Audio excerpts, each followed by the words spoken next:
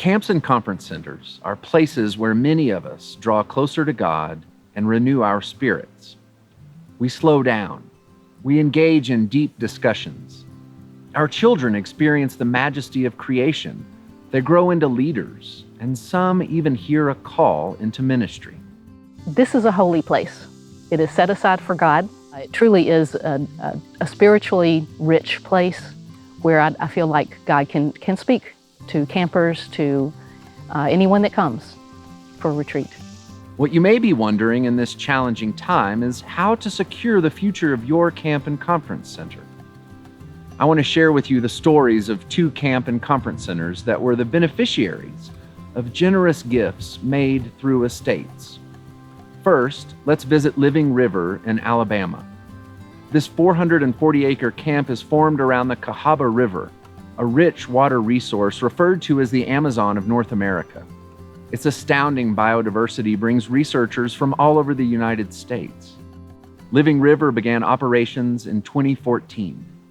As I travel my region, so many presbyteries are closing their camps. And this presbytery has said, no, not only are we not closing camps, but we're building a new one. And we're going to make sure that camping is here for the next generation. And that is an amazing amount of faith, but it also is a hope-filled dream that we can continue this legacy of camping for the next few generations. It was a bold vision, and it required backing from supporters who heard the call too. Robert Hay Sr. was on the staff of Shepherds and Lapsley Presbytery. He visited congregations in the presbytery to seek support for Living River. One of the smallest churches he visited, Avondale Presbyterian in Birmingham, they gave abundantly. With just 25 members, Avondale pledged $25,000 to support Living River. But they weren't done. About a year or so later, they dwindled down to below 20 and decided it was time to close. And they asked the presbytery if they could sell the property and give the money to Living River. And they sold the church for $300,000. And about 6 months later, they'd paid all the bills and they gave us another check for $36,000. Now they've given us over $350,000. And then, that is incredible, just incredible. About a year later after that, I got a phone call from a lawyer.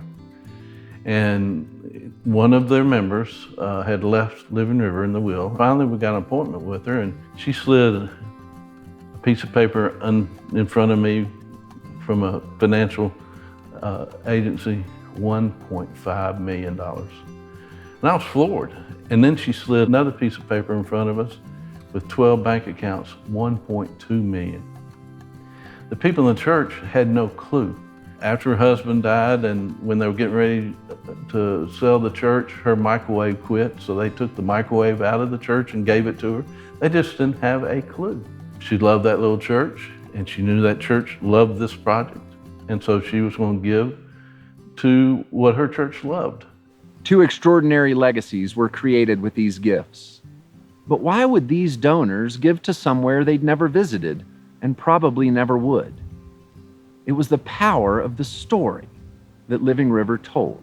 They have the vision of what can happen here, how lives can be changed, how pastors can be called when they're young, that God can speak to them and they can look back and say it happened in that place.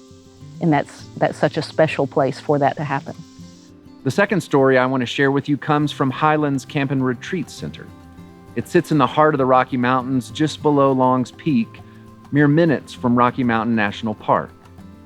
Highlands covers almost 300 acres of some of the most beautiful scenery in North America. It's a ministry of the Plains and Peaks Presbytery, and for 75 years, the camp has inspired generations to care for God's creation, to love and serve one another, and to enjoy the outdoors. Like many of our camp and conference centers, it has had its peaks and valleys. But through the generosity of donors, both large and small, the best days of the camp truly are ahead of it. It's a phenomenal resource, and we are envisioning the Highlands for the 21st century and looking for new ways to reach out to not only the children that are in our churches and in our pews, but all of the children that are along the Front Range and adults from across the region as well, to come and experience Highlands and to find their place in creation. Just a few short years ago, Highlands received a generous gift of more than $2 million from an estate. The gift is from the estate of Reverend Jane Hayes, who died in 2017. She was one of the first women ordained by the Denver Presbytery, and during her lifetime, she regularly gave to support Highlands. The gift allowed Highlands to pay off an oppressive mortgage and to tackle deferred maintenance and much more. Paying off the mortgage freed the Presbytery to begin to imagine what the camp could become as a mission partner with the Presbytery and as an asset to the entire Front Range of Colorado. Whether you are looking at climate change or environmental protections or social justice issues, that camping and conference ministry can be a unique place to foster those conversations and to lead us out back into the world to serve and to have an impact beyond our camps and into our communities. Jane Hayes is not the only donor who has helped sustain Highlands.